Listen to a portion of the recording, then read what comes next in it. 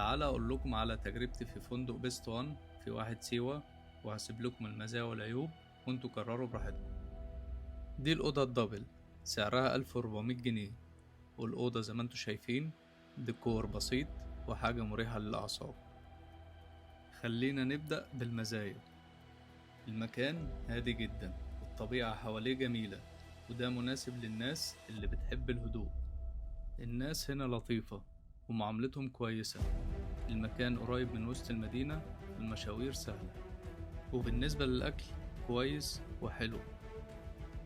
عيوب المكان: المية في الفندق مالحة جدا، يعني ولا تعرف تاخد شاور ولا تغسل وشك.